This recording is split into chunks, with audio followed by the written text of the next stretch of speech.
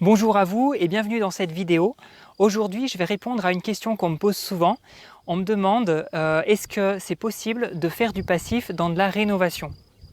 Alors la réponse, elle se fait au cas par cas. Donc il y a certains cas où effectivement on peut faire du passif et d'autres où ça ne va pas s'y prêter.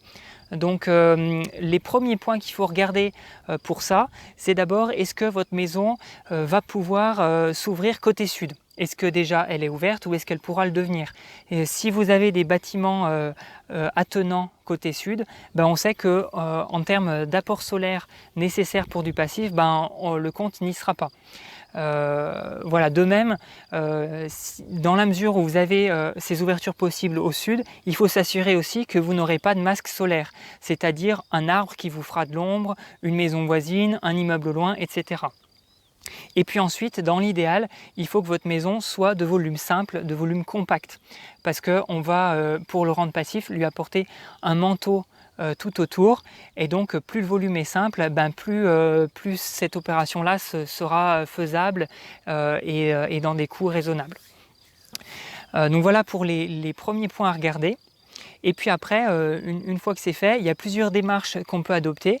Alors l'Institut Maison Passive préconise une isolation par l'extérieur. Donc c'est ce fameux manteau qui va recouvrir à la fois la toiture, les murs.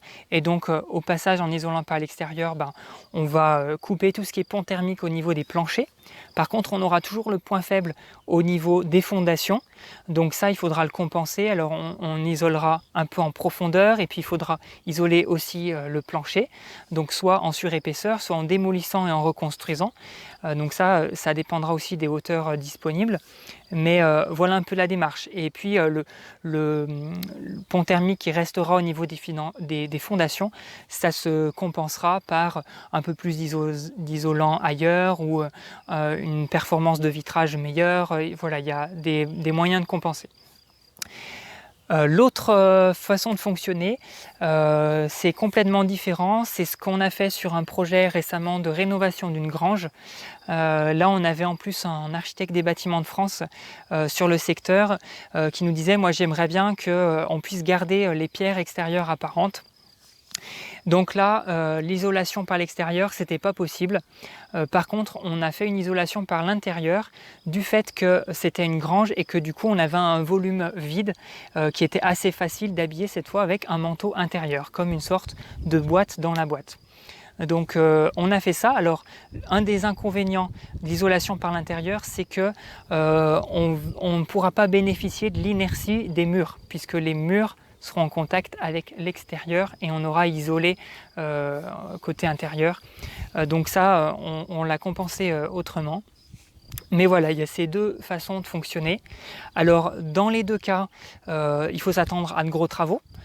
C'est vrai que c'est de la rénovation lourde.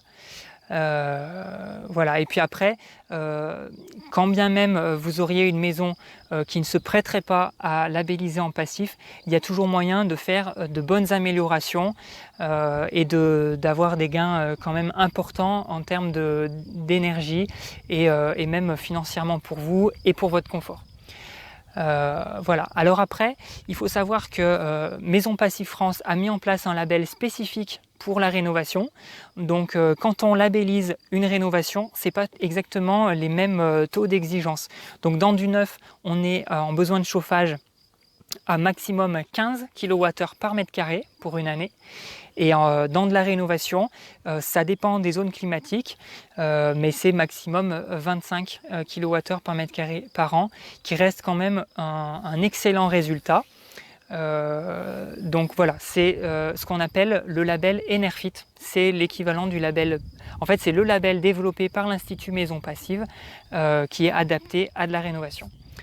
Voilà, donc si vous avez des questions par rapport à votre bien actuel, que vous voulez savoir s'il s'y prête à faire du passif et comment on pourrait l'améliorer, n'hésitez pas à demander à un professionnel, un thermicien ou un architecte diplômé CEPH, donc concepteur européen Passive House. Moi j'ai eu le diplôme il y a 3 ans, donc je serais ravi de vous accompagner dans le cadre déjà d'un rendez-vous conseil pour vous dire si oui ou non votre bien s'y prête, donc ça peut être une maison existante ou même un terrain. et puis vous dire si ça vaut le coup d'aller plus loin ou qu'est-ce qu'on peut faire. Voilà. Donc n'hésitez pas aussi à me laisser dans les commentaires si vous avez d'autres questions par rapport aux maisons passives.